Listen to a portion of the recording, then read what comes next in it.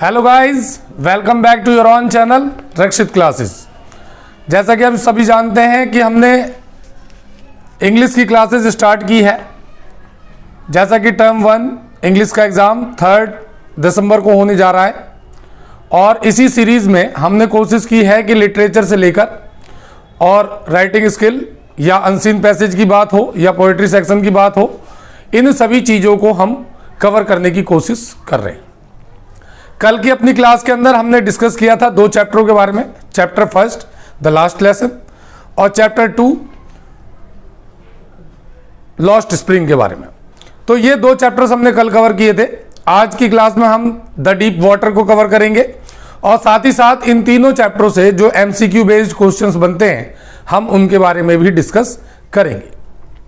तो अपनी इस वीडियो को चालू करने से पहले एक बात मैं आप लोगों को याद दिला दूं कि पहले हमारे इस चैनल का नाम पोल साइंस गुरु राकेश ठाकुर था। अब हमने इसका नाम बदलकर रक्षित क्लासेस किया है। इसका रीजन भी मैं आप लोगों को बता चुका हूं कि पोल साइंस गुरु से मतलब ये था कि सिर्फ उसमें हम पॉलिटिकल साइंस की वीडियोज ही ला सकते थे, लेकिन क्योंकि हमें अदर सब्जेक्ट्स को भी कवर करना है अपने इस चैनल पर, इसीलिए हमने इस चैनल का नाम बदला है। तो अगर आप लोग इस चैनल पर नए हैं तो आप मेरी इस वीडियो को, मेरे इस चैनल को सब्सक्राइब जरूर कर लें, लाइक करें, ज़्यादा से ज़्यादा शेयर करें। तो आज हम 2 चैप्टर्स कवर करेंगे, 3 चैप्टर्स कवर करेंगे MCQ में, और एक चैप्टर की मैं पूरी हिंदी आप लोगों को बताऊंगा कि उसकी स्टोरी क्या है, ताकि कोई भी MCQ बेस्ड क्वेश्चन आए तो आप लोग उन क्वेश्चनों को अच्छे तरीके से प्रिपेयर कर सकें, अटेम्प्ट कर सकें। लगातार हम बात कर रहे हैं इंग्लिश के पेपर के लिए और हमारी कोशिश है कि जब आप पेपर के लिए जाएं तो आप पूरी तरह से प्रिपेयर हों और आप लोगों को सभी क्वेश्चंस आते हुए हों। इसी पर्पस को ध्यान में रखते हुए हमने कल 2 चैप्टर्स को कवर किया था। आज हम तीसरे चैप्टर की तरफ बढ़ते हैं जो कि टर्म 1 का चैप्टर है और डीप वाटर इसका नाम है। चलिए स्टार्ट करते हैं टाइम को वेस्ट किए बगैर। इस स्टोरी का, द डीप वाटर का जो सेंट्रल कैरेक्टर है वो विलियम डगलस है। विलियम डगलस इस चैप्टर का सेंट्रल कैरेक्टर है जिसके इर्द गिर्द ये पूरी कहानी घूमती है। वो अपने लाइफ के बारे में ही इस स्टोरी के अंदर बताता है। कहानी को शुरू करने से पहले एक बात और मैं आप लोगों को बता दूं कि मैं इस स्टोरी के अंदर आप लोगों को सभी मेन पॉइंटों को कवर कराऊंगा। हो सकता है कि कुछ पॉइंट मिस भी हो जाएं, लेकिन जितने भी इंपॉर्टेंट पॉइंट्स बनते हैं वो सभी फॉर्मल स्टोरी कराते हुए मैं आप लोगों को कवर कराऊंगा इसके अंदर, द डीप वाटर। तो जैसा कि मैंने अभी आप लोगों को बताया कि इस स्टोरी के अंदर जो सेंट्रल कैरेक्टर है वो विलियम डगलस का है। विलियम डगलस ये बताते हैं कि जब वो छोटे थे तो एक बार उनके फादर उन्हें सी बीच पर लेकर गए, समंदर के किनारे लेकर गए, जहां किन्हीं कारणों से उनका पैर फिसल गया, वो गिर गए और समंदर की जो लहरें थी वो उनके ऊपर से होकर गुजरी। उनके ऊपर से जो समंदर की लहरें गुजरी, तभी से उनके मन में पानी के प्रति डर बैठ गया था। यानी वो पानी से बहुत डरते थे, पानी के करीब जाने से भी काफी डरते थे। समय बीतता गया, जब वो बड़े हुए तो उन्होंने सोचा कि उनकी 2 हॉबीज थी, बोटिंग एंड फिशरिंग। तो इस पर्पज से उन्होंने ये सोचा कि मुझे जो है फिर से स्विमिंग सीखनी चाहिए, यानी एक बार स्विमिंग सीखनी चाहिए। अगर मैं स्विमिंग सीख लूंगा तो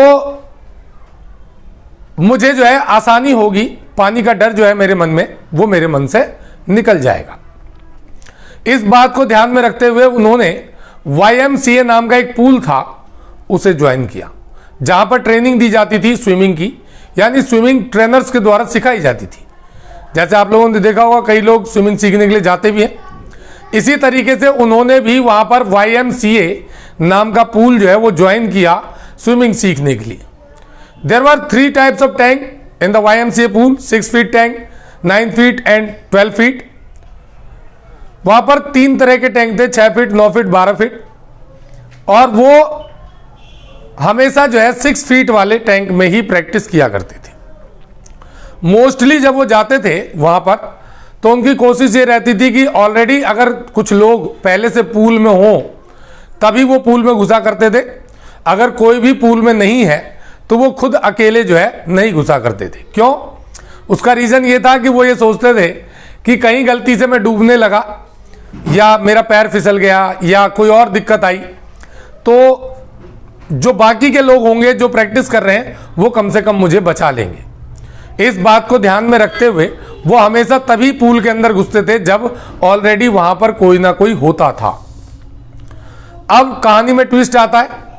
एक दिन वो YMCA पूल में बैठे हुए थे पूल के किनारे, क्योंकि 6 फीट के पूल के किनारे, कि कोई आए तब मैं पानी में घुसूं। ठीक उसी समय वो बताते हैं कि एक 18 ईयर ओल्ड का स्ट्रॉन्ग बॉय, हट्टा कट्टा सा लड़का जो है वहां आता है। और उस समय बताते हैं विलियम डगलस कि वो बड़े पतले दुबले थे, उनके पैर भी बड़े दुबले पतले थे, काफी कमजोर थे वो। तो वो 18 साल का लड़का उनके पास आया और उन्होंने उससे कहा, विलियम डगलस से कहा कि अरे सुकड़ी यहां क्या कर रहा है, और उसे अपने हाथों में उठाया और 9 फीट के टैंक में उठाकर फेंक दिया। अब आप लोग इमेजिन कर सकते हैं कि जो पर्सन 6 फीट के टैंक में जाने से डर रहा था, उसे एकाएक अगर 9 फीट के टैंक में फेंक दिया जाए तो क्या कंडीशन होगी उसकी।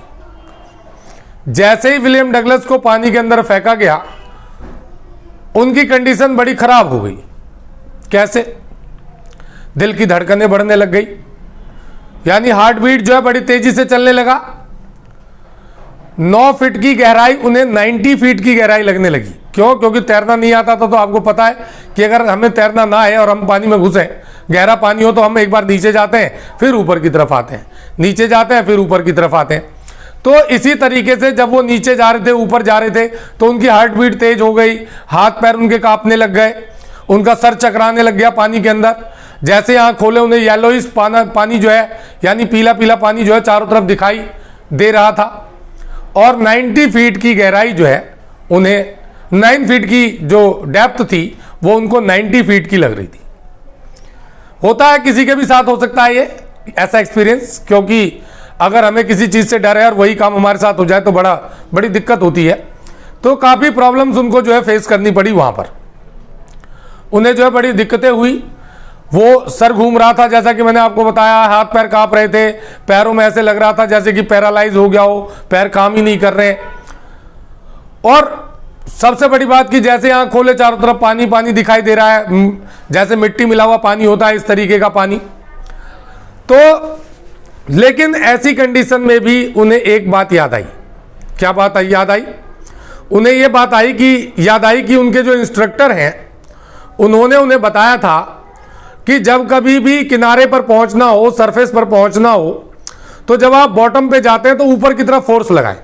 ऊपर की तरफ फोर्स लगाएंगे तो धीरे धीरे आप सरफेस की तरफ पहुंच जाएंगे, किनारे की तरफ पहुंच जाएंगे। उन्होंने उसी बात को याद किया और जब भी नीचे बॉटम पे पहुंचते थे, तलवे पर पहुंचते थे, तो एक फोर्स लगाने की कोशिश करते थे ऊपर की तरफ। लेकिन प्यारे बच्चों, आप ये भी जानते हैं कि पानी के अंदर जो है फोर्स लगाना बड़ा मुश्किल काम होता है। कभी आप लोगों ने अगर ट्राई किया हो, नहीं किया हो तो करके देखना एक बार। पानी की भरी हुई बाल्टी ले लो आप, एक बार उसमें ताली बजाने की कोशिश करो, नहीं बजेगी, बड़ी दिक्कत होती है, क्योंकि फोर्स उसके अंदर लगता नहीं है। इसी तरीके से जब वो पानी के अंदर नीचे बॉटम पे जा रहे थे तो वो काफी कोशिश कर रहे थे ऊपर आने के लिए, बार बार उन्होंने लेकिन हिम्मत नहीं हारी, बार बार कोशिश करते रहे और लास्ट में वो किनारे पर पहुंच गए। लेकिन अनकॉन्शियस कंडीशन के अंदर बेहोश हो गए वो। वहां से उनको जो है हॉस्पिटल में एडमिट कराया गया। जब उन्हें होश आया तो उन्होंने अपने आप को हॉस्पिटल में पाया और उस घटना का उनके ऊपर इतना गहरा असर पड़ा था कि his whole body was still trembling from the fear. His whole body was still trembling from the fear. His legs were like paralyzed. उनके पैर अभी भी ऐसे लग रहे थे कि चल नहीं रहे, पैरालाइज हो गए, पूरा शरीर अभी भी थरथरा रहा था। उनके मन में इतना डर बैठ गया था कि he did not take his meal that night. उस रात उन्होंने अपना खाना भी नहीं खाया डर के मारे, और ये डिसाइड कर लिया कि आगे से मैं कभी भी पानी के करीब नहीं जाऊंगा। क्यों? क्योंकि पानी से जो है मेरा 36 का आंकड़ा है। एक बार बचपन में हुआ था, दूसरी बार यहां पर हुआ। तो वो ये डिसाइड करते हैं कि in future I will not go near the water, मैं आगे फ्यूचर में कभी भी पानी के करीब नहीं जाऊंगा। ये बात उन्होंने डिसाइड कर ली अपने मन में। अब जैसा कि मैंने आपको बताया कि he had two hobbies, boating and fishing, and both are related to the water. दोनों ही जो है पानी से संबंधित थे, तो वो कैसे छोड़ सकते थे उसको। तो कुछ दिन तो उन्होंने अपने आप को समझाया, कोशिश की, काफी दूर रहे पानी से, लेकिन कुछ समय के बाद फिर उनके मन में आया कि he will again try to swim, but this time he decided to appoint an instructor at home who will teach him at home. तो उन्होंने इस बार जो है एक इंस्ट्रक्टर अपॉइंट करने की सोची, घर पर पर्सनल इंस्ट्रक्टर। वो किसी पूल पे नहीं जाना चाहते थे, वो किसी पूल को ज्वाइन नहीं करना चाहते थे। इस बार उन्होंने डिसाइड किया कि वो जो है अपने घर पर ही सीखेंगे, और एक इंस्ट्रक्टर को उन्होंने अपॉइंट कराया। वो इंस्ट्रक्टर जब आया तो उन्होंने सबसे पहले 2 पोल्स लगाए, दोनों साइड स्विमिंग पूल के, बीच में रस्सी बांधी, उसके अंदर से बीच से एक रस्सी बांधकर उनके रेस्ट पर यानी कि कमर पर बांधी, विंग्स मंगवाए पैरों के लिए, ताकि पूरी सेफ्टी के साथ उनको सिखाया जाए। वो उन्हें 5 days इन अ वीक यानी हफ्ते में 5 दिन जो है सिखाने का काम किया करते थे। He taught him all the art of swimming perfectly. उन्होंने विलियम डगलस को सारी कलाएं सिखाई स्विमिंग की। He taught him how to move legs in the water, he also taught him how to move hands in the water, how to inhale and outhale, सांस अंदर लेना, सांस बाहर छोड़ना, कैसे हाथ हिलाना है, कैसे पैर हिलाना है, ये सारी चीजें, सारी कलाएं जो है, सारी आर्ट जो है, उस इंस्ट्रक्टर ने विलियम डगलस को सिखाई। और कुछ ही समय में he made William Douglas a perfect swimmer, but still William Douglas has some confusion in the mind, he has a doubt in his mind that if he would go alone in the water he would be surely drowned. उसके मन में अभी भी ये डर था कि अगर वो अकेले पानी के अंदर जाएगा तो वो जरूर डूब जाएगा। तब उसके इंस्ट्रक्टर ने उसे समझाया कि he must have to keep his fear aside while swimming, कि तैरते समय अगर वो अपने मन के डर को एक साइड रख दे, अगर तैरते समय वो अपने डर को भूल जाए तो उसे तैरने से कोई नहीं रोक सकता। सही बात है, बड़ा अच्छा एग्जाम्पल जो है उनके इंस्ट्रक्टर ने दिया। एग्जाम्पल मतलब उनको बड़ी अच्छी बात कही उनके इंस्ट्रक्टर ने, प्यारे बच्चों, क्योंकि एक छोटा सा एग्जाम्पल हम यहां पर लेते हैं इसको प्रूव करने के लिए कि एक छोटा सा नाला है, मान लो एक नाला है, छोटा क्या थोड़ा बड़ा है, आपको उसे कूदना है, पार करना है।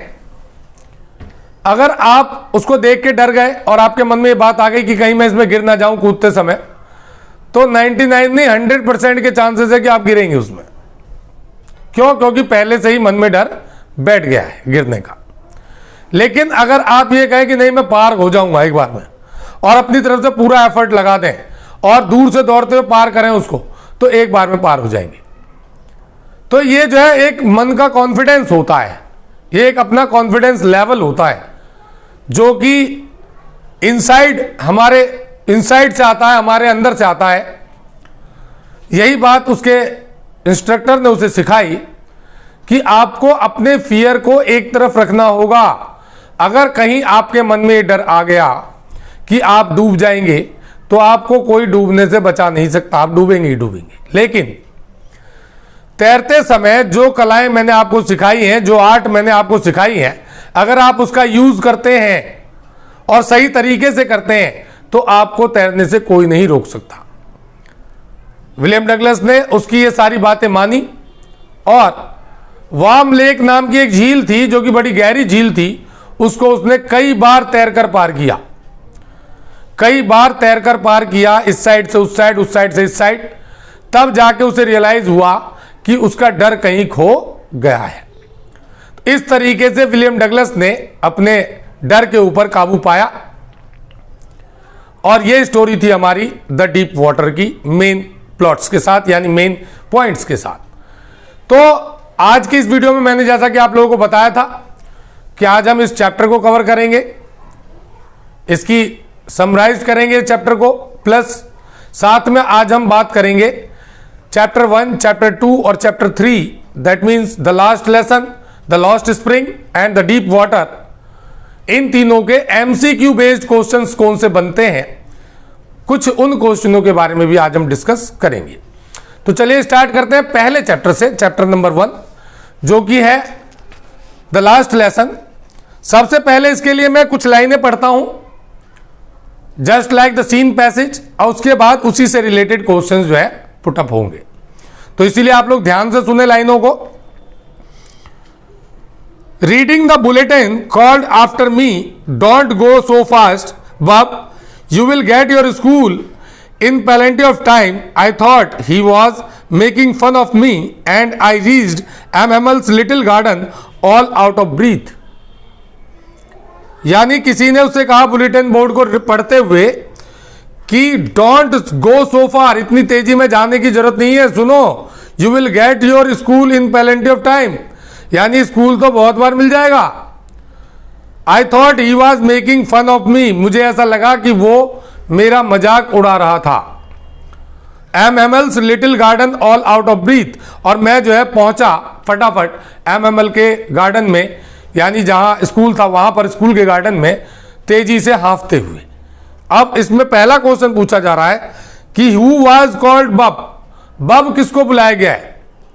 ऑप्शन सुनेंगे आप लोग। ए है MML, सॉरी 1 पॉइंट है इसका MML, सेकेंड है विलेजर्स, थर्ड है फ्रेंच और फोर्थ है post master.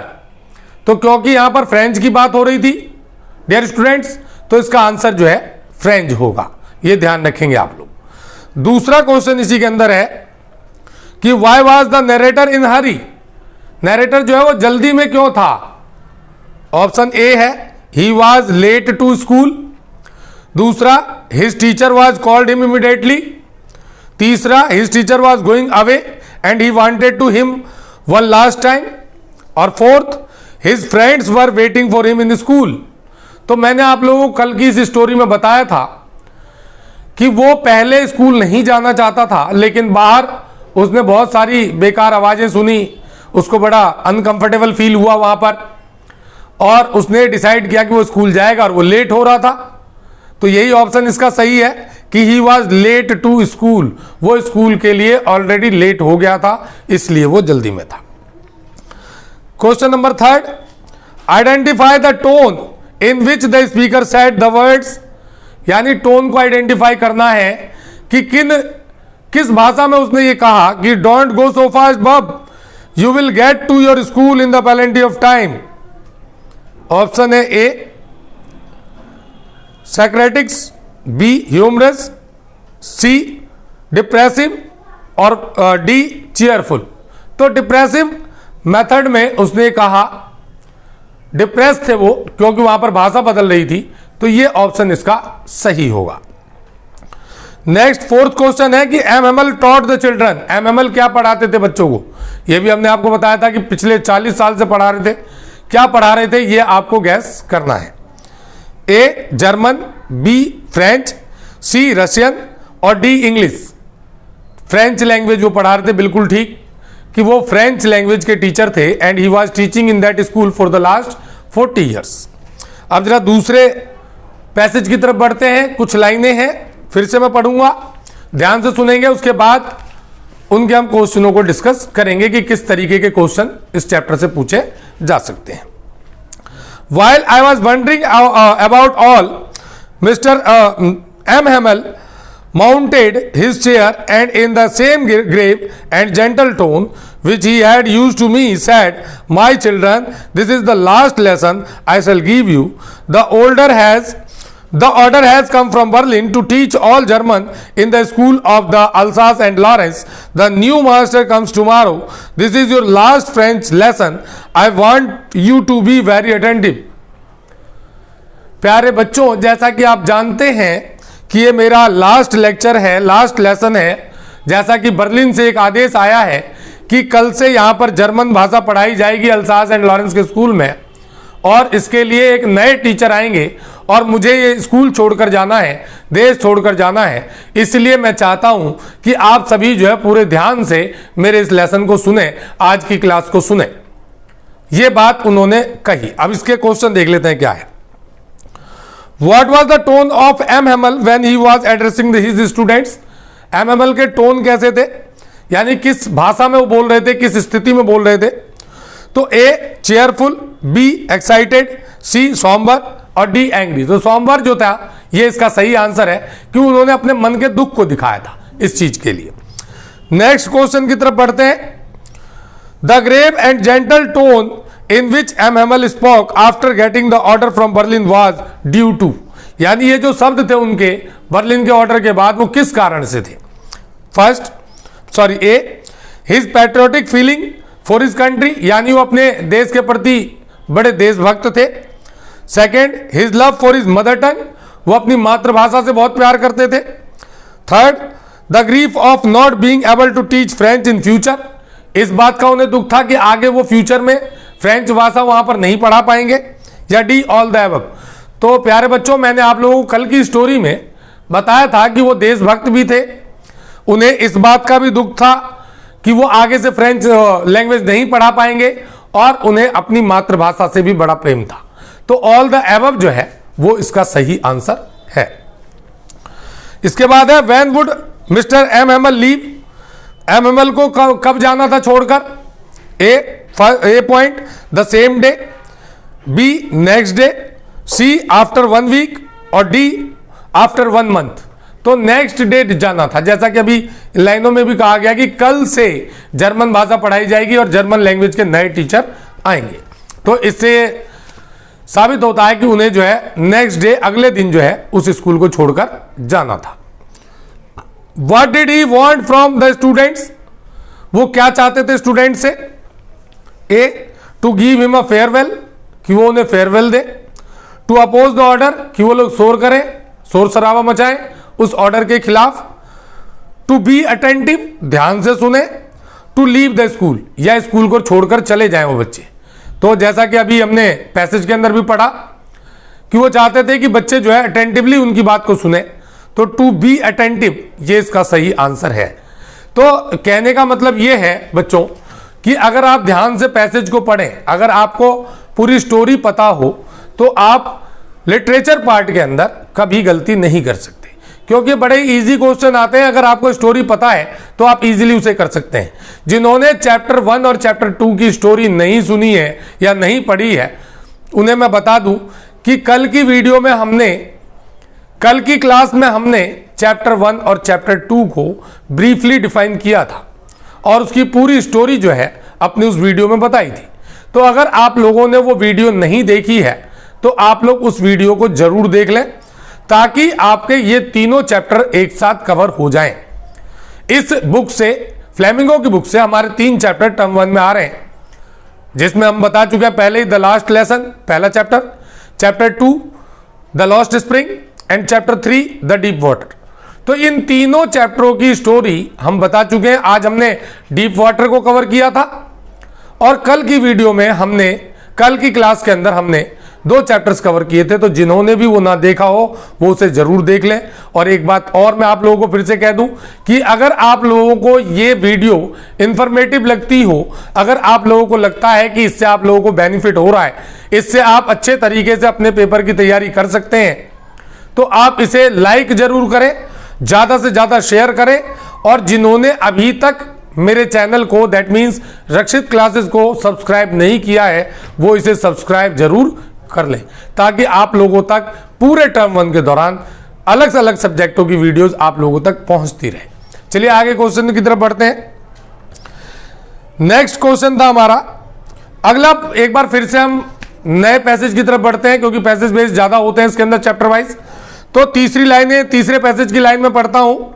Poor man, it was in honour of his this last lesson that he had put on his fine Sunday clothes, and now I understood why the old men of the village were sitting there in the back of the room. It was because they were sorry to that they had not gone to school more. It was their way of thanking our master for his 40 years of faithful service and of showing their respect of the country that was there no more.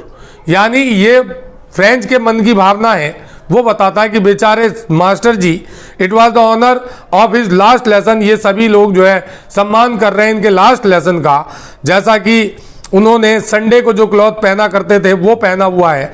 And I understood, अब मुझे समझ में आ गया कि ये जो बूढ़े बुजुर्ग लोग हैं गांव के, वो क्यों आज इस क्लास के अंदर आकर बैठे हुए हैं और वो क्यों सॉरी फील कर रहे हैं कि वो आगे स्कूल नहीं आ सकते.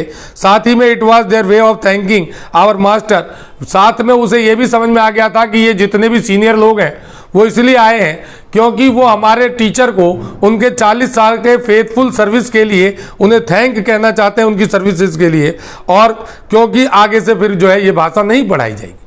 तो ये पैसेज था. अब इसके क्वेश्चन देख लेते हैं. Who was called the poor man? किसको यहां पर पुअर मैन कहा गया है? A Hauser, B the Frenchman, C M Hamel और डी ब्लैक स्मिथ. तो इसका आंसर एम हेमल है क्योंकि एम हेमल टीचर की बात हो रही है यहां पर, तो वो जो है इसके सही आंसर हैं. अब दूसरा क्वेश्चन इसी पैसेज से, what kind of feeling was expressed by the villagers when they set for the last class? किस तरह का एक्सप्रेशन था, किस तरह की फीलिंग थी गांव वालों की जब वो लास्ट क्लास के लिए बैठे थे?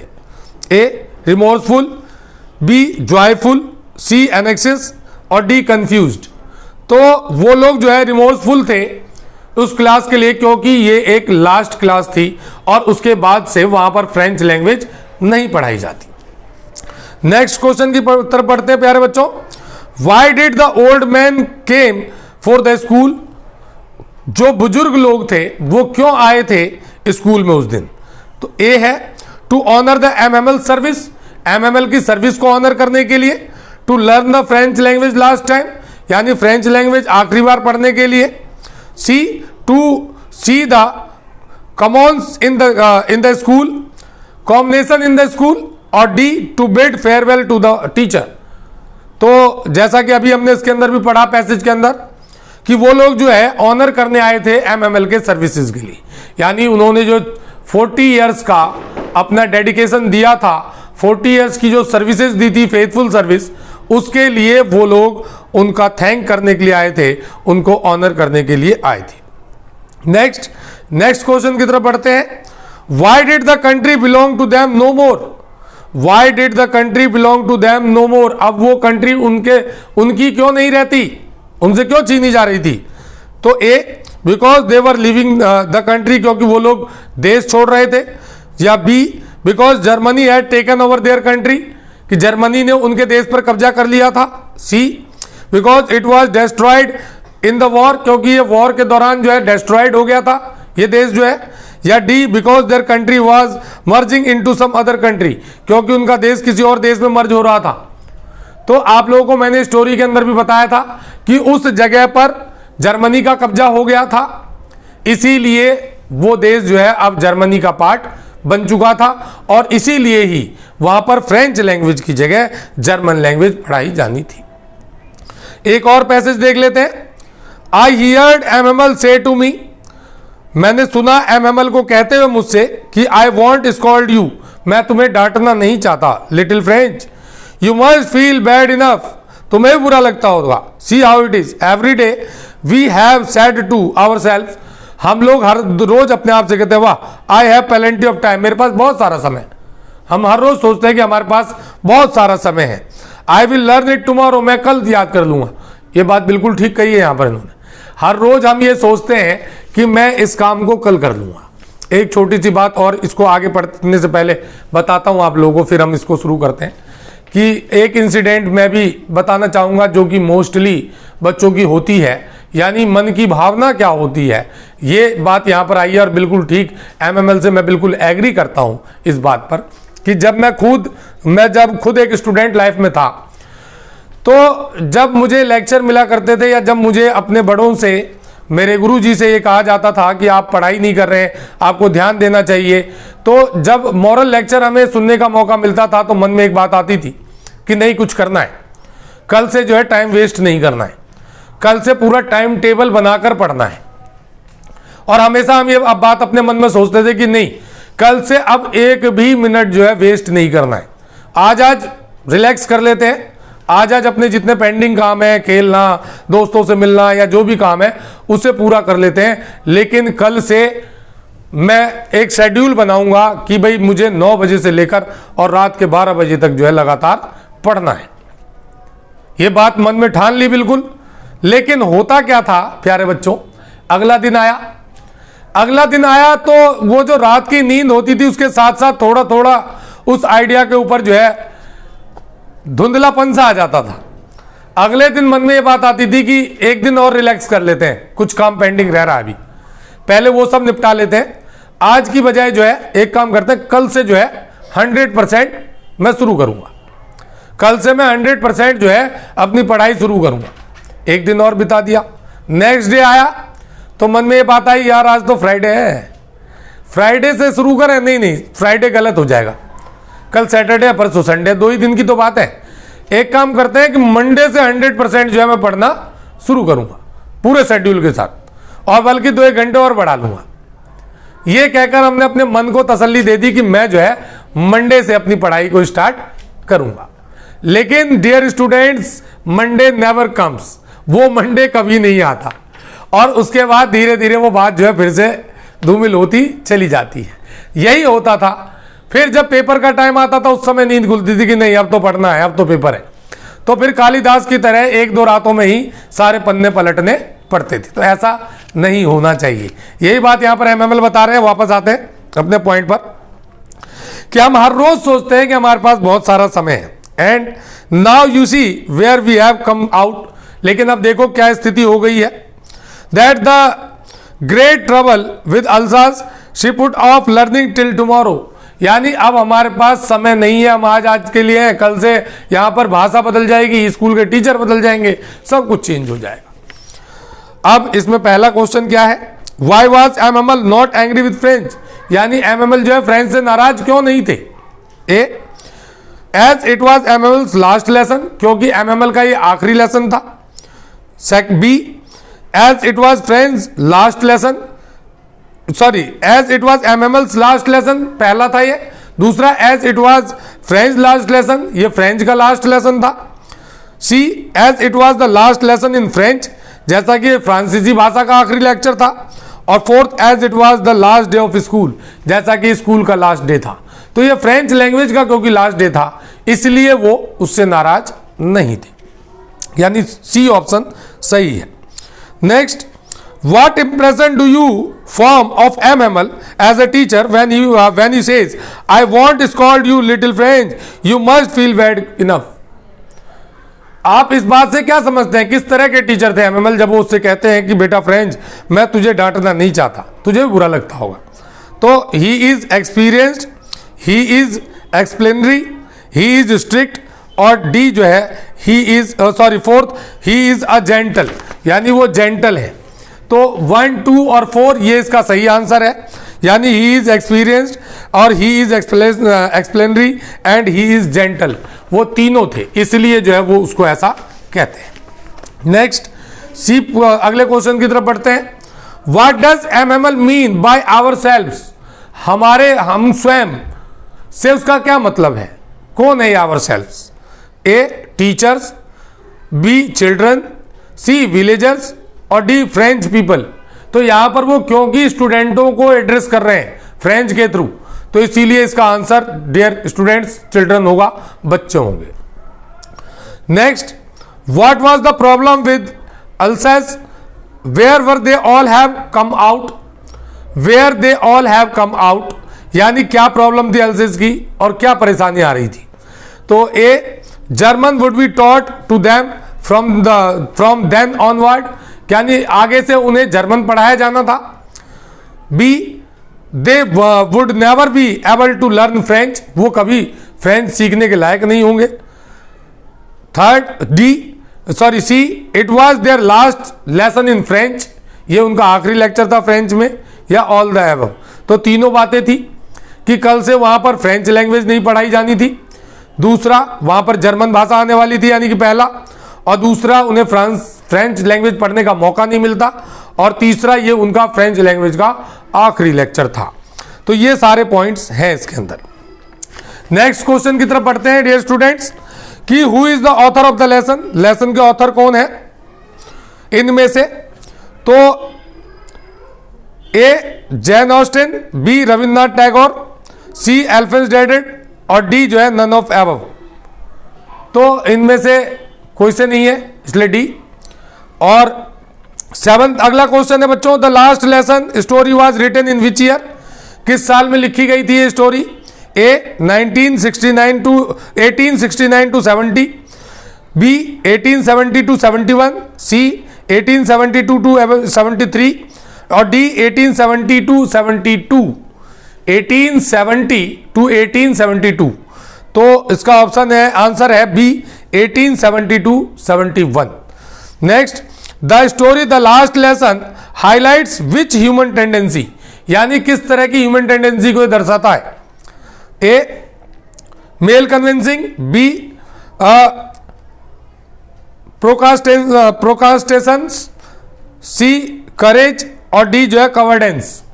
तो प्रोकास्टेशन को जो है ये दर्शाता है, ये इसका बी आंसर सही है। Next, what does the last lesson symbolise, last lesson किस चीज को सिंबलाइज करता है। A loss, B loss of freedom, loss of language, और D loss of language and freedom. तो loss of language and freedom, क्योंकि उनकी भाषा भी जा रही थी वहां से, फ्रेंच लैंग्वेज की जगह जर्मन भाषा आ रही थी, और फ्रीडम भी छीनी जा रही थी क्योंकि अब वहां पर जर्मनी का कब्जा हो गया था। Next, what does the last lesson signify, last lesson किस चीज को सिग्निफाई करता है। A change of power, B change of government, C change in life, और D change in correct teachers. तो चेंज इन लाइफ प्रॉपर है इसका, क्योंकि टीचर भी बदलने वाले थे, कंट्री की कंडीशन भी बदलने वाली थी, बहुत सारे चेंजेस वहां पर आने वाले थे, तो इसीलिए चेंज इन लाइफ ये इसका सही आंसर है। Next, what do the marching soldiers under the windows, under the windows represent, यानी मार्चिंग सोल्जर्स जो थे वो किस चीज को रिप्रेजेंट करते हैं। A the drawn of Prussia in the depth of defeat of French people, B the defeat of Prussia, C the victory of French, none of the above. तो the drawn of Persia in the defeat of French people, ये इसका सही answer है कि वहां उन्होंने जो है प्रूसिया के लोगों को हरा दिया था, फ्रेंच के लोगों को उन्होंने जो है हरा दिया था वहां पर। Next, what was French expected to be prepared for the school that day, उस दिन स्कूल के लिए क्या याद करके जाना था फ्रेंच को। ये मैंने आपको स्टोरी बताते समय भी बताया था इसके बारे में स्टार्टिंग में ही। A song, B dance, C essay writing, और डी पार्टिसिपल। तो पार्टिसिपल्स याद करने के लिए उसको एमएमएल ने दिया था। Next, what does the expression in great dread of scolding means, in great dread of scolding का मतलब क्या है। A to be happy about it, इसके बारे में खुश होना। Very badly scared of scolding, यानी डांट से बहुत बुरी तरह से डरना। और टू बी इनडिफरेंट, यानी अलग तरह का होना, नन ऑफ दीज। तो very badly scared of scolding, यानी डांटने से बुरी तरह से डरना, ये इसका सही आंसर था। Next, for the last 2 year where did all the bad news come from, यानी पिछले 2 साल से जितनी भी बुरी खबरें थी वो कहां पर आती थी, किसके माध्यम से आती थी, ये भी मैंने आप लोगों को बताया था स्टोरी के अंदर।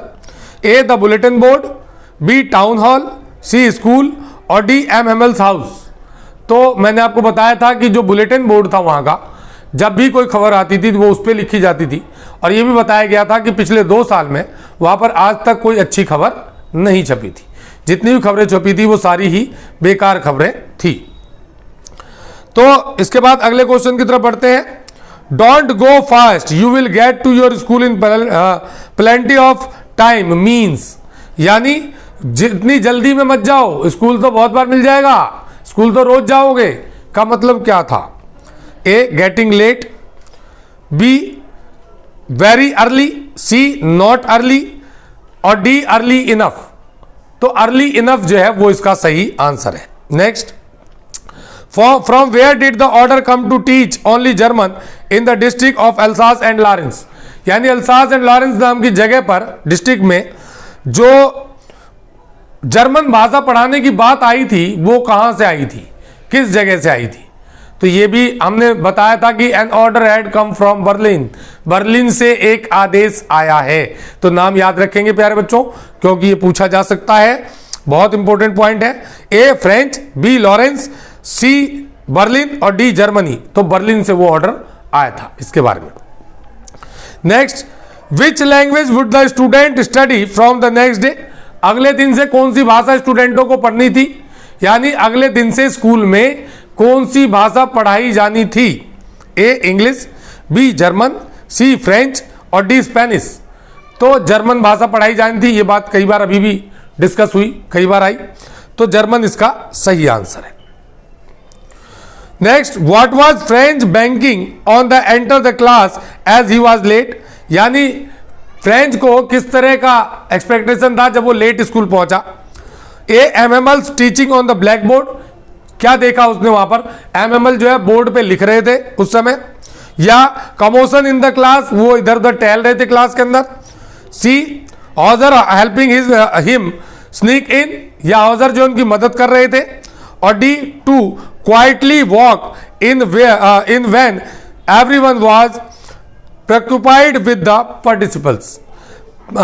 पार्टिसिपल्स, यानी इसमें जो है कमोशन इन द क्लास, वो इधर उधर जो है टहलने का काम कर रहे थे। What changes French feeling about MML and school? MML के बारे में और स्कूल के बारे में फ्रेंच की क्या सोच थी, फीलिंग क्या थी, ये पूछा जा रहा है। A police patrolling, B order from Berlin, sorry ये क्वेश्चन था कि what changed French feeling about MML and school, किस बात ने फ्रेंच की सोच को बदल दिया एमएमएल और स्कूल के बारे में? जैसा कि मैंने आपको स्टोरी में बताया था कि पहले उसे खुशी हुई थी कि अच्छा है कि ये भाषा बदल रही है, क्योंकि उसे ना तो फ्रेंच लैंग्वेज समझ में आती थी, ना ही एमएमएल पसंद थे, क्योंकि उसे डांटा करते थे। तो इसलिए बाद में, लेकिन मैंने आपको बताया था स्टोरी में कि जब उस दिन एमएमएल ने सब कुछ बड़े अच्छे तरीके से पढ़ाया, बड़े अच्छे तरीके से समझाया, तो उस समय जो है फ्रेंच की सोच बदल गई थी स्कूल के बारे में भी और एमएमएल के बारे में भी। अब वो उन्हें छोड़ना नहीं चाहता था। क्यों बदली थी ये पूछ रहा है। तो ए पुलिस पेट्रोलिंग के कारण, B patrolling order from Berlin, Berlin से जो ऑर्डर आया था उसके कारण, या strict word from MML, MML के स्ट्रिक्ट वर्ड के कारण, या डी ओल्ड प्राइमर के कारण। तो ऑर्डर फ्रॉम बर्लिन के कारण जो है उसके विचार बदले थे वहां पर। नेक्स्ट क्वेश्चन की तरफ बढ़ते हैं।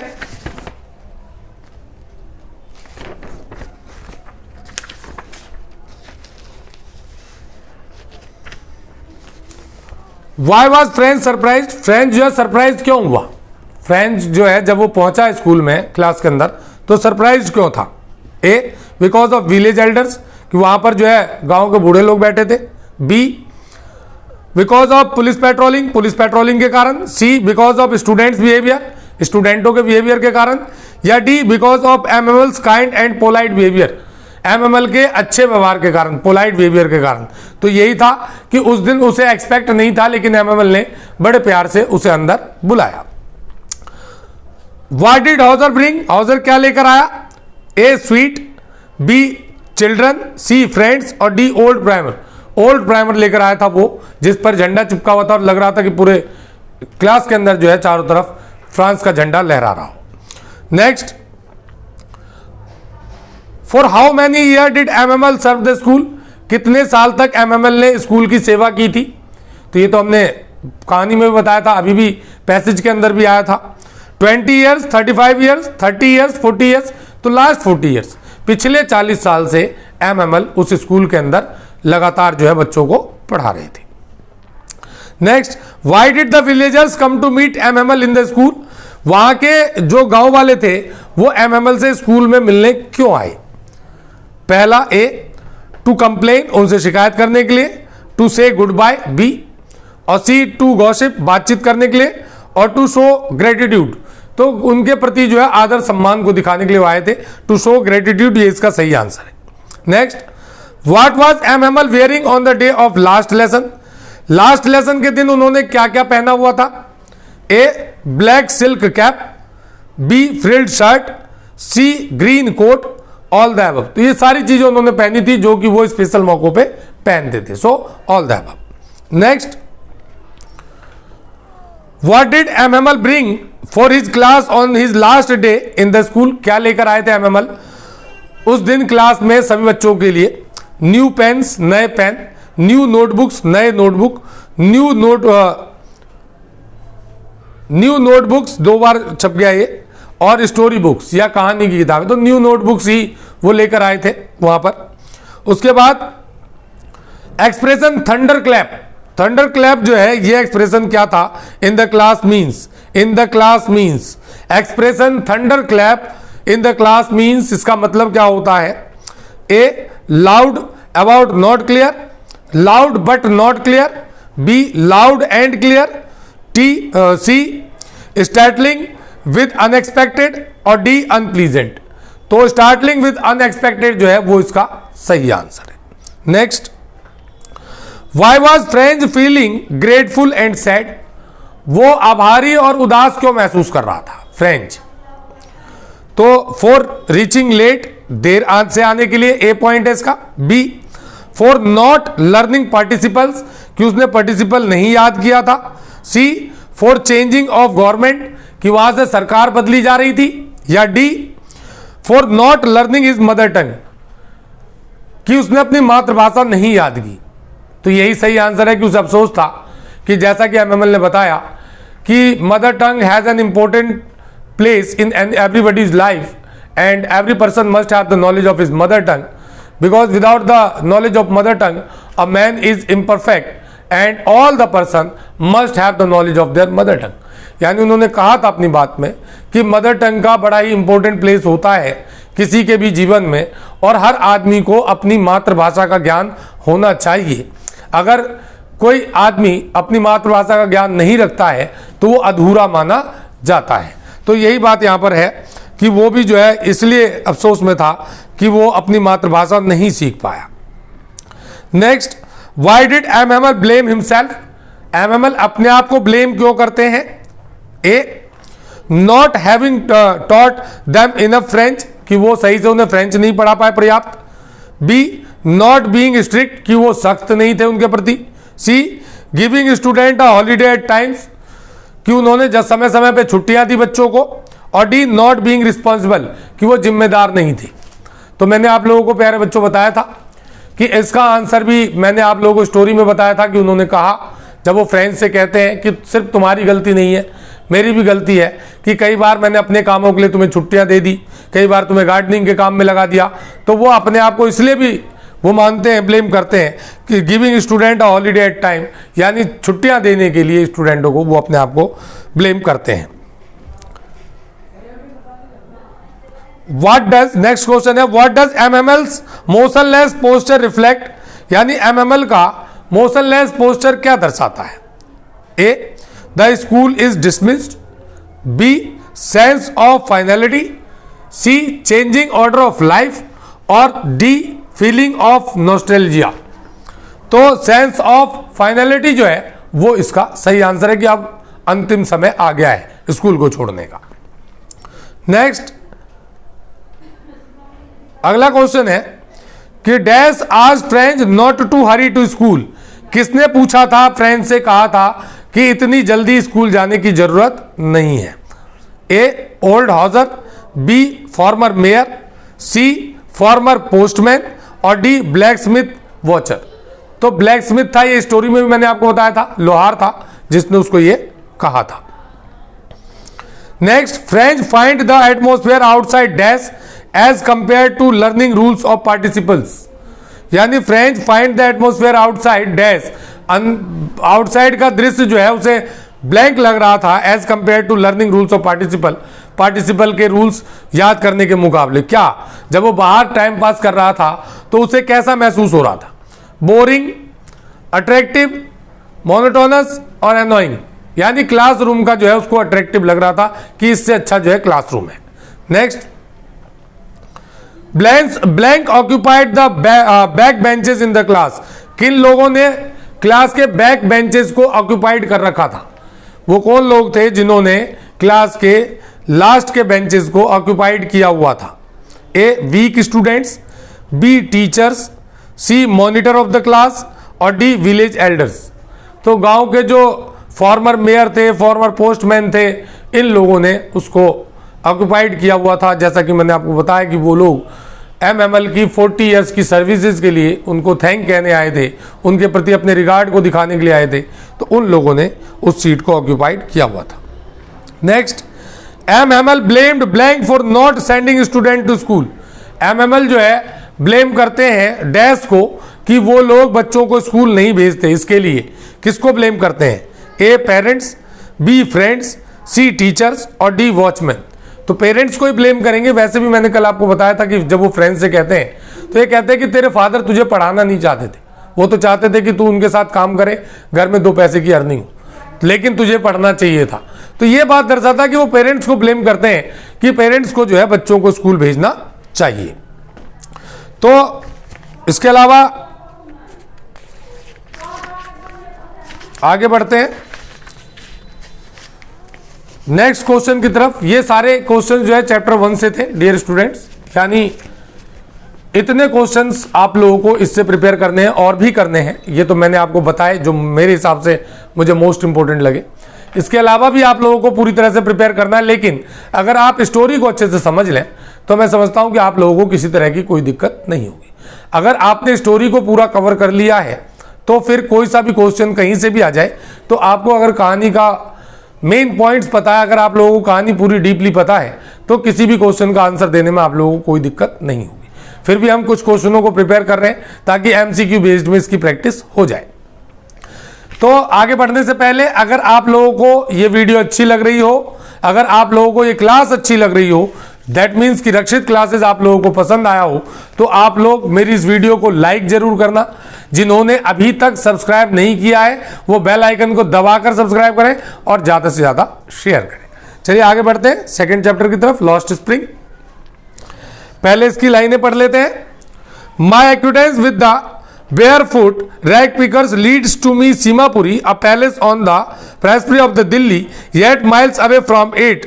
Metaphorically, those who live here and squads who come to the Bangladesh back in 1971. Sahib's family is among them. Simapuri was then a wilderness. It still is, but it is no longer empty. In structure of mud with roof of tin and other things, 10,000 rag pickers, they have lived here for many than 30 years without an identity, without permit, but with ration card that got their names on voter lists and enable them to buy grains. Food is more important for survival than an identity. ये लाइनें हैं। अब पहला question देखते हैं। इसमें कहानी तो हमने पढ़ी ही थी इसके बारे में। How did the author reach Seemapuri? लेखिका कैसे पहुंची थी Seemapuri? A, obliged by his duty, अपनी ड्यूटी के लिए। बी, बाय ऑफिशियल वर्क, किसी ऑफिशियल ऑर्डर के कारण। और C, by his contact with rag pickers, उसके जो कॉन्टैक्ट हुए रैग पिकर से उनके थ्रू। या because of his friends work, अपने दोस्त के काम से। तो रैग पिकर से कॉन्टैक्ट के कारण उन्हें सीमापुरी के बारे में जानने का मौका मिला उस समय। B, what does the phrase devoid of sewerage, drainage or running water help us understand about the condition of the rag pickers? किस तरह से हमें पता लगता है कि ड्रेनेज, रनिंग वाटर और सीवरेज के बारे में कि क्या कंडीशन थी उन बच्चों की? तो they live in place unfit for human living, यानी वो जगह तो जो थी लोगों के लिए, इंसानों के रहने के लायक नहीं थी। B, they have made Seemapuri their home, उन्होंने अपना घर बना लिया था सीमापुरी को। C, the rag pickers live near the sewerage pipe, कि ये लोग सीवरेज पाइप के पास रहते थे। और D, the rag pickers strive from their livelihood, तो ए जो है they live in the place unfit for human living, कि वो ऐसी जगह रह रहे थे जो लोगों के, इंसानों के रहने के काबिल नहीं थी। ये इसका सही option. Which people came to reside in Seemapuri, कौन से लोग आकर बसे थे सीमापुरी में, पैसेज में मेंशन है भी। ए रिफ्यूजी फ्रॉम बांग्लादेश, यानी ये वो लोग थे जो बांग्लादेश से आए थे रिफ्यूजी के तौर पर। बी रिफ्यूजी फ्रॉम पंजाब, ये वो लोग थे जो पंजाब से एज अ रिफ्यूजी आए थे। सी रिफ्यूजी फ्रॉम पाकिस्तान, ये वो लोग थे जो पाकिस्तान से आए थे। और डी रिफ्यूजी फ्रॉम कश्मीर, यानी ये कश्मीर से आए लोग थे। तो मैंने आप लोगों को स्टोरी में भी बताया था कि जब 71 का वॉर हुआ था उस समय इंदिरा गांधी ने ईस्टर्न पाकिस्तान को as a Bangladesh independent state के तौर पर, इंडिपेंडेंट कंट्री के तौर पर अनाउंस किया था और इंडिया ने ही सबसे पहले रिकॉग्नाइजेशन दी थी बांग्लादेश को एज अ कंट्री। और उसी समय उससे पहले जो एक्सप्लॉयटेशन हो रहा था ईस्टर्न पाकिस्तान के लोगों का पाकिस्तान के वेस्टर्न पार्ट के द्वारा, वहां के रूलर्स के द्वारा, उससे परेशान होकर लगभग 80 लाख पीपल जो है वो इंडियन टेरिटरी में आ गए थे उस समय रिफ्यूजी के तौर पर। उन्होंने भारत से मदद मांगी थी और नॉर्थ ईस्ट एरिया के अंदर ये लोग आकर रुके थे हमारे। उन्हीं में से ये लोग थे जो सीमापुरी में भी आकर बसे थे। तो ये बांग्लादेश से आए हुए सारे शरणार्थी थे, यानी सारे जो ये लोग थे ये बांग्लादेश से रिलेटेड थे। Next, how was Seemapuri earlier, how was Seemapuri earlier, शुरुआत में सीमापुरी कैसी थी। ए डेंसली पॉपुलेटेड, काफी भीड़ भाड़ थी वहां, या अनइनहैबिटेड, सी स्केर्ड प्लेस, डरावनी जगह, फॉरेस्ट एरिया, जंगल का एरिया था। तो अनइनहैबिटेड था ये उस समय, यानी बहुत ज्यादा बसावट नहीं थी, घनी आबादी वाला क्षेत्र नहीं था। नेक्स्ट क्वेश्चन की तरफ बढ़ते हैं। अगला क्वेश्चन हमारा, अगला पॉइंट पढ़ लेते हैं, पहले एक पैसेज की लाइनें पढ़ते हैं। When the older men enter, the gently withdraws behind the broken wall and bring her veil closer to the face. As custom demands, daughter-in-law must veil their faces before their male elders. In this case, the elder is an improvised bangle maker. Despite long years of hard labor, first as a tailor, then as a bangle maker, he has failed to reward a house, send his 2 sons to school. All he has managed to do is teach them what he knows, the art of making bangles. यानी बड़ी अच्छी लाइनें कही गई इसमें कि when the older man enters, जैसे ही बुजुर्ग आदमी वहां पर घुसते हैं तो she gently withdraws behind the broken wall and brings her veil closer to her face. तो वहां जो लेडीजें बैठी होती हैं, जो फीमेल्स बैठी होती हैं, वो साइड में हट जाती हैं एल्डर वन के आने से और अपने घूंघट को नीचे कर लेती हैं। जैसा कि एक कस्टम है बहुओं के लिए कि जब भी कोई एल्डर मेल आएगा अंदर तो उन्हें घूंघट करना होता है। और वहाँ के जो एल्डर है वो इस बात को मानते हैं कि कई साल तक कठिन मेहनत करने के बाद भी जो है, पहले टेलर के तौर पर, बाद में बैंगल मेकर के तौर पर, वो जो है अपने लिए रिनोवेट नहीं कर पाए, घर को ठीक नहीं करा पाए, अपने बच्चों को, 2 बच्चों को स्कूल नहीं भेज पाए। ही ऑल मैनेज टू डू, केवल वो जो कर पाए वो ये है कि जो कला उन्हें आती थी वो कला उन्होंने अपने बच्चों को सिखाई है। मुकेश से रिलेटेड स्टोरी है ये, जो दूसरा पार्ट था हमारा इसी के अंदर, I can also drive car, तो उसमें ये पैसेज था। अब इसके जरा क्वेश्चन देख लेते हैं। पहला, who is the old man, old man कौन है। ए मुकेश ग्रैंडफादर, मुकेश के दादाजी, मुकेश फादर, मुकेश के पिताजी, और विलेजर और विलेज हेड, तो मुकेश के फादर थे जो वहां पर आते हैं। Next, what is the women's gesture when the old man entered, क्या होता था। What was the women's gesture when the old man entered, जब ओल्ड मैन एंटर करते थे वो क्या करती थी औरतें जो है। तो C hid himself, hid behind the wall, वो दीवार के पीछे छुप जाते थे। या she went out of the house, वो घर से बाहर चले जाते थे। She went inside the kitchen, वो किचन में चले जाते थे। या D she brought him a cup of tea, उसे वो चाय ला के देते थे। तो अभी हमने पैसेज के अंदर पढ़ा कि वो लोग दीवार के पीछे जो है हो जाते थे रेस्पेक्ट देने के लिए बड़ों को। Next, the phrase is impoverishment bangle maker, here refers to the person who was, यानी जो इम्प्रोविज बैंगल मेकर होते थे उनको, उनके लिए यहाँ पर किस तरह के पर्सन होते थे वो। एक वेरी ओल्ड, बहुत बूढ़े, या पैनिललेस होते थे, या वेल्दी इनफ, काफी पैसे वाले होते थे, या D owner of the house, घर के मालिक होते थे। तो पैनिललेस होते थे ये, जिनको की अच्छी कला आती थी इस चीज की। Next, the elder was not able to, the elder was not able to dash, यानी जो बड़े थे वो नहीं कर पाते थे क्या? Teach good lesson to his son, अपने बच्चों को अच्छा सबक पढ़ाना। B send their children to school, अपने बच्चों को स्कूल भेजना। सी रेनोवेट हिज हाउस, अपने घर को रेनोवेट कराना। और डी बोथ बी एंड सी, तो बी और सी दोनों की बात इन्होंने की कि ना वो अपने बच्चों को स्कूल भेज पाते थे और ना ही वो अपने घरों को रेनोवेट करा पाते थे। तो ये बातें थी इसमें। एक और पैसेज ले लेते हैं इससे। ये था कि it is his Karma his identity says Mukesh grand mother, Mukesh की दादी कहती है कि ये इनका अपना कर्म है। who has watched her own husband go blind with the dust from polishing the glass of Bengal, क्योंकि उन्होंने अपने हस्बैंड को भी देखा था आंखों की रोशनी खोते हुए इन्हीं बैंगलों की पॉलिश करते हुए। Can a God given lineage ever of broken? She implies born in the caste of Bengal maker। वो कहती है कि किसी भी चूड़ी बनाने वाले के परिवार में कास्ट में पैदा होने वाला, they have seen nothing but bangle in the house, उन्हें केवल और कोई चीज नहीं दिखेगी लेकिन चूड़ियां जरूर दिखेगी घर के अंदर। और in the yard, in every other house, every other yard, every street in Firozabad, यानी फिरोजाबाद की हर गली हर कूची में हर मकान में चूड़ियां ही चूड़ियां दिखाई देंगी।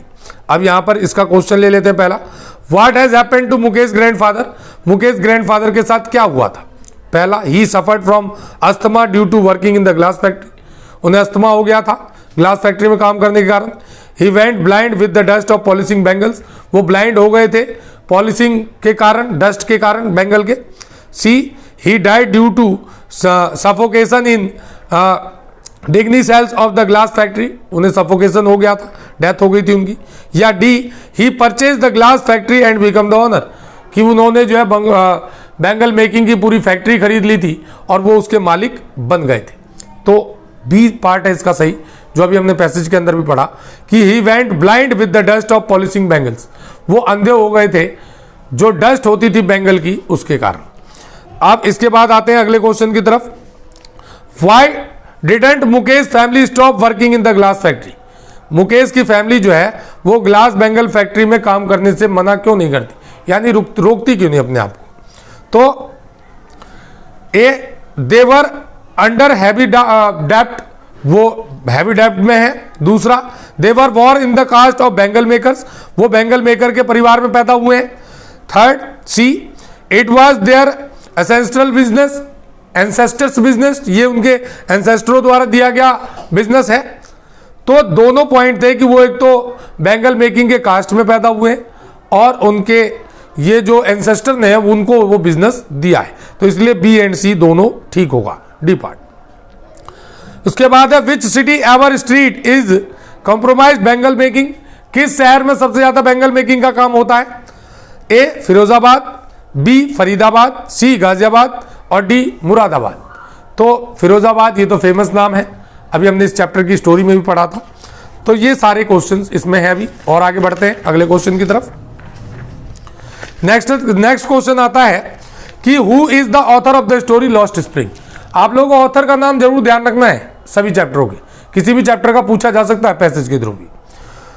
Who is the author of the story the lost spring? Anees Jung है जो कि इसके राइटर हैं, जो कि इसकी नरेटर है। तो ऑप्शन भी सुन लेते हैं वैसे एक बार। James Bond A, B Arundhati Roy, C Sudha Murthy और डी अनीस जंग। अनीस जंग इसकी राइटर है। Name the birth place of the author, author का बर्थ प्लेस क्या है? A Mumbai, B Delhi, C Kochi, D Rourkela. Rourkela जो है वो उनका बर्थ प्लेस है। Next, what does the title lost spring symbolise? Lost spring जो टाइटल है वो किस चीज को सिंबलाइज करता है? तो ए लॉस्ट ब्लूमिंग चाइल्डहुड, यानी बच्चों का बचपन खोना, बी ऑटमन सीजन यानी पतझड़ का मौसम, सी लॉस्ट मनी पैसों का खोना, या डी लॉस्ट एज उम्र का खोना। तो इसमें आता है आपका A lost blooming childhood. Next question है, what does the author analyse in the story? Author किस चीज को एनालाइज करता है इस स्टोरी के अंदर? ए रिच पीपल, अमीर लोगों के बारे में, बी गार्बेज कूड़े के बारे में, C poor children and their exploitation गरीब बच्चों के बारे में, उनके एक्सप्लॉयटेशन के बारे में, डी हर वर्क्स यानी अपने काम के बारे में। तो पुअर चिल्ड्रन और उनका जो एक्सप्लॉयटेशन होता है इसके बारे में जो है नैरेटर इसमें एनालाइज करती है, यानी उसका परीक्षण करती है, उसके बारे में जांच पड़ताल करने की कोशिश करती हैं। Next, according to the author what was garbage for the parents, parents के लिए गार्बेज क्या है ऑथर के अनुसार। पहला, मीन्स टू एंटरटेनमेंट यानी मनोरंजन का साधन है। बी, मीन्स ऑफ जॉय खुशी का माध्यम है। मीन्स ऑफ सॉरो यानी दुख का माध्यम है। या मीन्स ऑफ सर्वाइवल आजीविका का माध्यम है, रोजी रोटी का माध्यम है। सही बात है, क्योंकि सीमापुरी के लोगों की रोजी रोटी थी कूड़ा बीनना, तो इसीलिए इसका मीन्स है कि मीन्स ऑफ सर्वाइवल, सर्वाइवल करने का ये एक माध्यम है। According, next question, according to the author what was garbage for the children, बच्चों के लिए गार्बेज क्या है। तो मीन्स ऑफ एंटरटेनमेंट, ये उनके लिए मनोरंजन का साधन है। B, means of time pass, time pass का माध्यम है। सी, मीन्स ऑफ प्लेइंग खेलने का माध्यम है। या डी, अ वंडर यानी एक जादू है, आश्चर्य है। तो वंडर है, क्यों? क्योंकि मैंने आपको बताया था कि जब उसे एक सिक्का मिलता है तो सोचता है कि कहीं कोई गोल्ड या कोई और चीज मुझे मिल जाए उस कूड़े के ढेर में। इस आश्चर्य के साथ जो है वो उसको पूरा फैलाने की कोशिश करता है। नेक्स्ट क्वेश्चन है, Saheb hailed from which place, Saheb किस जगह से आया हुआ था। A, Delhi. B, Seemapuri. C, greenfields of Dhaka. और D, none of the above. तो वो ढाका से आया था, ग्रीनफील्ड से, और इसलिए सी आंसर ठीक है। Next, what do the boys appeal like to the author in the story, इस स्टोरी के अंदर जो है what does the boys appear, sorry appeal नहीं, what does the boys appear like to the author in the story, इस story में जो बच्चे हैं वो ऑथर को कैसे लगते हैं। ए, मॉर्निंग क्रॉज, सुबह के क्रॉज की तरह, इवनिंग क्रॉज की तरह, या मॉर्निंग बर्ड्स या इवनिंग बर्ड्स। तो मॉर्निंग बर्ड्स की तरह लगते हैं, जो सुबह सुबह चिड़ियाएं जैसे निकलती है ऐसे ही बच्चे अपने अपने कूड़े के थैले लेकर निकलते हैं। व्हाई डिड साहब गो थ्रो गार्बेज डंप्स, साहब जो है क्यों गुजरता था कूड़े के ढेरों से, यानी कूड़े के ढेरों को क्यों फैलाता था। A, to find silver coin, silver coin पाने के लिए। टू फाइंड अ रूपी, रूपी पाने के लिए। To find a 10 rupee note, 10 rupee note पाने के लिए। ऑल द अबव, सभी थे, सोने चांदी रुपए जो भी मिल जाए वो उसे ढूंढने के लिए कोशिश करता था। Why is the author calling garbage as a gold in the story, यानी स्टोरी के अंदर जो ऑथर हैं, लेखिका हैं, वो गोल्ड क्यों कहती है गार्बेज को, यानी गार्बेज को उन्होंने गोल्ड क्यों कहा है, सोना क्यों कहा है। तो A, because of jewels in it, क्योंकि इसमें ज्वेलरी होती है। B, because of germs in it, क्योंकि इसमें जर्म्स होते हैं। C, because of gold in it, इसमें सोना होता है। C, because of encashment value, क्योंकि उसकी वैल्यू होती है कूड़े की, बेचकर पैसा कमाया जा सकता है, सर्वाइव किया जा सकता है। ये आंसर इसका डी ठीक है। Next, what did the man from Udipi pray for, और व्हेन ही वाज यंग, जब वो छोटा था उदीपी नाम की जगह पर वो क्या प्रेयर करता था। What did the man from Udipi pray, जो आदमी था छोटे बचपन में क्या प्रे किया करता था, ये भी मैंने आप लोगों को स्टोरी में बताया था इसके बारे में। अ पेयर ऑफ ट्राउजर, ए यानी वो ट्राउजर के लिए मांगता था। ए पेयर ऑफ शूज, जूते मांग के लिए प्रे करता था।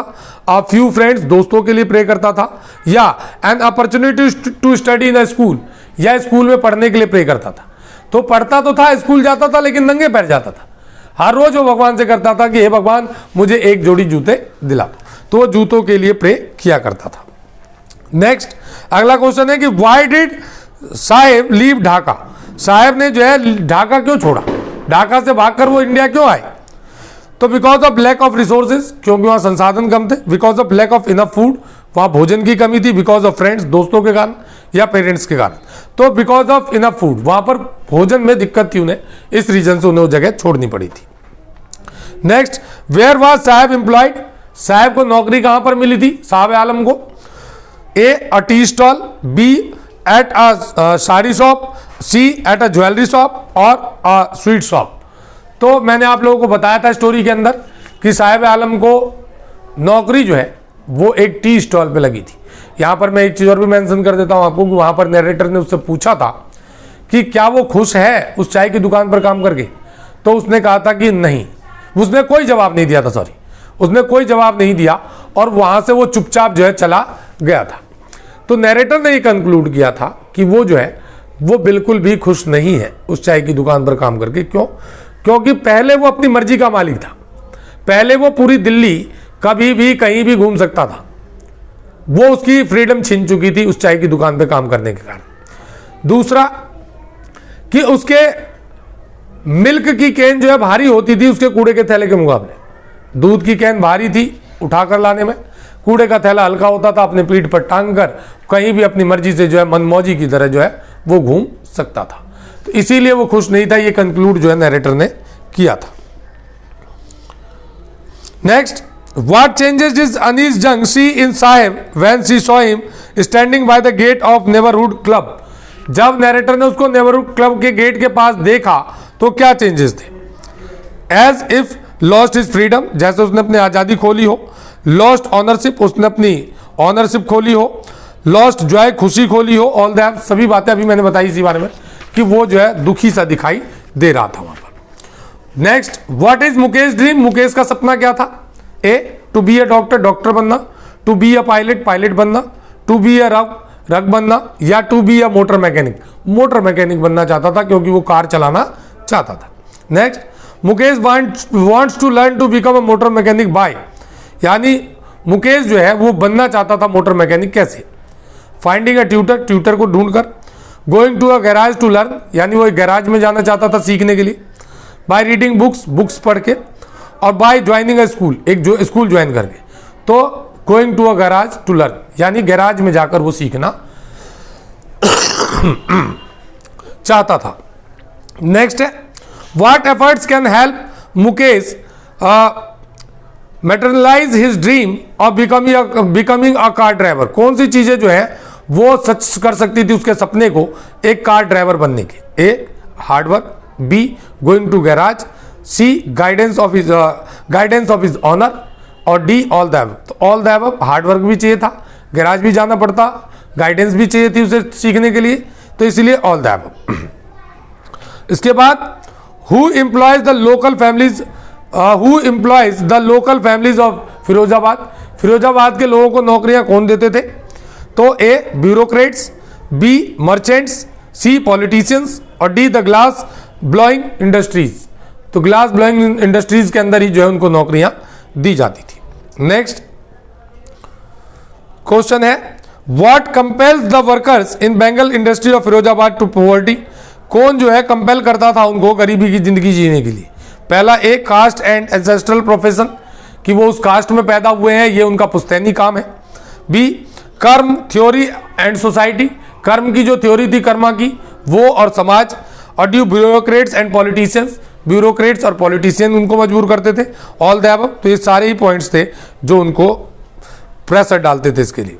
Next, who are responsible for the poor condition of bangle makers in Firozabad. Firozabad के लोगों के मिजरेबल कंडीशन के लिए, खराब कंडीशन के लिए कौन रिस्पॉन्सिबल थे? A, parents. B, society. C, bureaucrats. D, all of these. तो ऑल ऑफ दीज थे, पेरेंट्स भी थे जो कि चेंज नहीं कर रहे थे, सोसाइटी भी थी, ब्यूरोक्रेट्स भी थे, ऑल द अबव, ये सभी पॉइंट्स थे। इसके अलावा next, according to the author, rag picking has become dash over the year, यानी रैग पिकिंग जो है बन गया है क्या? प्रोफेशन, फाइन आर्ट, ट्रेडिशन और कल्चर। फाइन आर्ट बन गया ये, रैग पिकिंग से वेस्ट से बेस्ट बनाने की बात आती है आज की डेट में। Next, Mukesh was a dash, Mukesh कौन था? Student. B, worker. C, bangle maker. D, rag picker. तो बैंगल मेकर फैमिली से था वो, इसलिए बैंगल मेकर मानेंगे हम यहां पर। नेक्स्ट, अगला क्वेश्चन है हमारा कि Mukesh father was dash before become a bangle maker. Mukesh के फादर जो थे वो डैश थे एक बैंगल मेकर बनने से पहले। A, tailor. B, carpenter. C, rag picker. और डी, मैसन। तो वो एक टेलर थे इसमें आने से पहले। तो ये सारे क्वेश्चन थे डियर स्टूडेंट्स सेकंड चैप्टर से। इसमें हमने एसेशन और रीजनिंग बेस्ड क्वेश्चंस को कवर नहीं किया अभी, उसे हम बाद में करेंगे।